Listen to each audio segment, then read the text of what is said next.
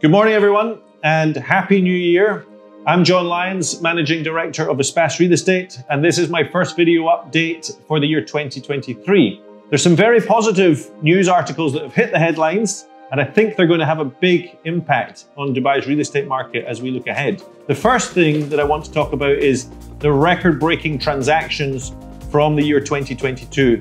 81,000 transactions was the record of 2009. It's now been beaten in 2022 with 91,000 transactions. Now, although that is a very positive news story, I don't want to paint the wrong picture with that data by suggesting that the market is now somehow overly buoyant and way more active than it was in 2009. The reality is a 12% increase in the number of properties sold in a country that has become significantly bigger.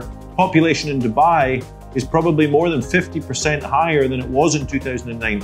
So relatively speaking, we've still got some way to go before we reach the true high point of 2009 in terms of properties sold relative to population.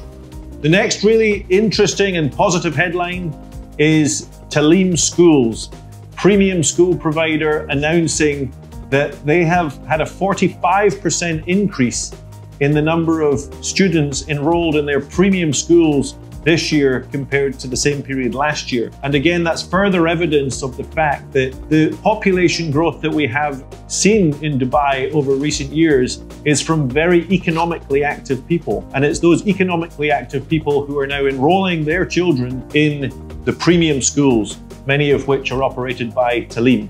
China has also been in the news. The question is, when will the Chinese buyer return to Dubai? Pre-pandemic, we were all talking about the Chinese buyer. Chinese buyers were very active in the market. I even was myself on an interview on CNN talking about how active the Chinese buyers were in the Dubai real estate market. But since the pandemic hit, we've really not seen much activity from the Chinese buyer at all. The question is, as they are released from their zero COVID policy, will there be a wave of pent-up Chinese demand coming back to Dubai? They loved Dubai real estate before the pandemic. I'm sure they will love it again now that they are able to travel and come back to this great city. Another interesting thing to highlight with the Chinese buyers is the fact that Canada has recently brought in some new regulation that restricts foreign buyers from buying properties for the next 2 years. And the off-plan market in Canada, 30% of it is made up of Chinese buyers. So that money that is already out of China will now be looking for another home. And I think Dubai will be seen as a very favorable destination for that investment. Some of that money is likely to come to the Dubai real estate market, in my opinion.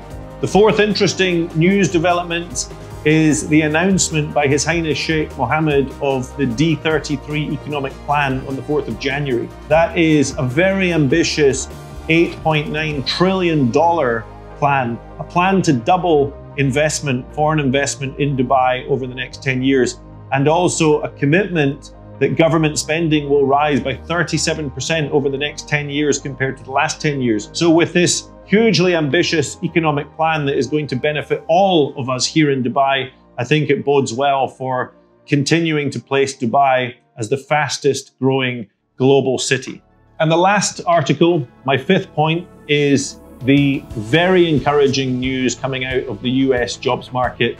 Bloomberg calls it the Goldilocks scenario, and I think that it's very encouraging for everyone here in Dubai because it quite clearly shows that the path for future rate hikes looks like it is maybe coming to an end, and that ultimately is a good thing for the mortgage market, it's a good thing for the Dubai real estate market, and it's a good thing for wider economic activity here in the region.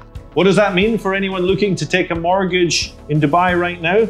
Well, this time last year, I was advising clients that the sensible option was to take a 5-year fixed rate mortgage product and pay a premium for that product because the path for rising interest rates that lay ahead at that time was very uncertain. However, today, with the path ahead now looking much more certain, I think it is reasonable and sensible to advise clients that they can take a 1-year or a 3-year fixed rate product, which is cheaper, without onboarding any additional risk. So it's now a good opportunity for borrowers in the market to take the cheaper 1-year or 3-year fixed rate mortgage product rather than looking for the more expensive 5-year mortgage product.